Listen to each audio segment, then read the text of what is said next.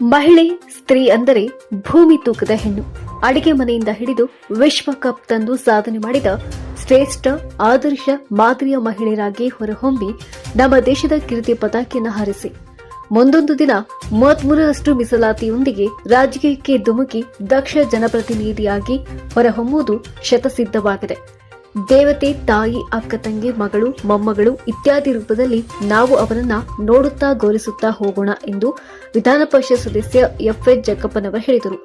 ಧಾರವಾಡದ ಸೇವಾಲಯದಲ್ಲಿ ಕರ್ನಾಟಕ ರಾಜ್ಯ ಸರ್ಕಾರಿ ಮಹಿಳೆಯರ ನೌಕರರ ಸಂಘ ಧಾರವಾಡ ಜಿಲ್ಲೆಯ ಜಿಲ್ಲಾ ಘಟಕ ಹಾಗೂ ತಾಲೂಕಾ ಘಟಕದ ಪದಾಧಿಕಾರಿಗಳ ಪದಗ್ರಹಣ ಕಾರ್ಯಕ್ರಮವನ್ನು ದೀಪ ಬೆಳಗಿಸಿ ಉದ್ಘಾಟಿಸಿ ಮಾತನಾಡಿದರು.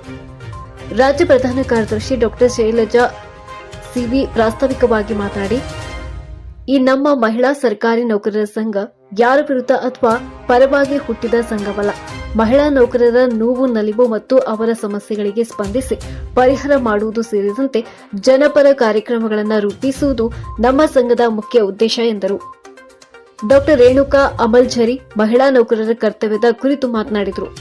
ಸಮಾಜ ಸೇವಕರಾದ ಶರಣಪ್ಪ ಕೊಟಗಿ, ಅಪರ ಜಿಲ್ಲಾಧಿಕಾರಿ ಸಿಡಿ ಗೀತಾ, ಸರ್ಕಾರಿ ಮಹಿಳಾ ನೌಕರರ ಸಂಘದ ರಾಜ್ಯ ಅಧ್ಯಕ್ಷರಾದ ರಮಾ ಆರ್, ಸಾವಿತ್ರಿಬಾಯಿ ಫುಲೆ, ರಾಷ್ಟ್ರೀಯ ಶಿಕ್ಷಕಿಯರ ಫೆಡರೇಷನ್ ಅಧ್ಯಕ್ಷರಾದ ಲತಾ ಎಸ್ ಮುಳ್ಳೂರು, ಮಂಡ್ಯದ ವಿಶ್ವವಿದ್ಯಾಲಯದ ಸಿಂಡಿಕೇಟ್ ಸದಸ್ಯ ಶರಣ ಬಸಪ್ಪ ಯತ್ನಳ್ಳಿ, ಅಪ್ನಾದೇಶ್ ಫೌಂಡೇಶನ್ನ ಮಹಾಪೋಷಕ ಎಲ್ಐ ಲಕ್ಕಮ್ಮನವರ್, ರಾಜ್ಯ ಘಟಕದ ಪದಾಧಿಕಾರಿಗಳು ಪದ್ಮಶ್ರೀ ಆರ್ ನಂದಿನಿ, ಸನ್ಬಾಲ್ ಸೇರಿದಂತೆ ಅನೇಕರು ಇದ್ದರು.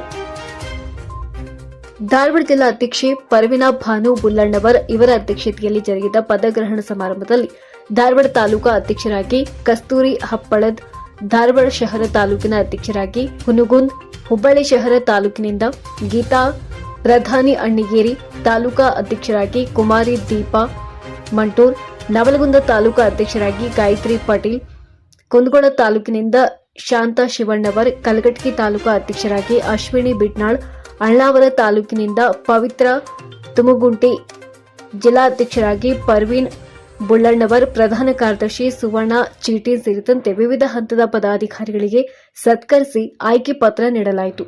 ಗೌರವ ಅಧ್ಯಕ್ಷೆ ವೀಣಾ ಹೊಸಮನಿ ಸ್ವಾಗತಿಸಿದರು. ಸುವರ್ಣ ಚೀಟಿನ್ ನಿರೂಪಿಸಿ ವಂದಿಸಿದರು.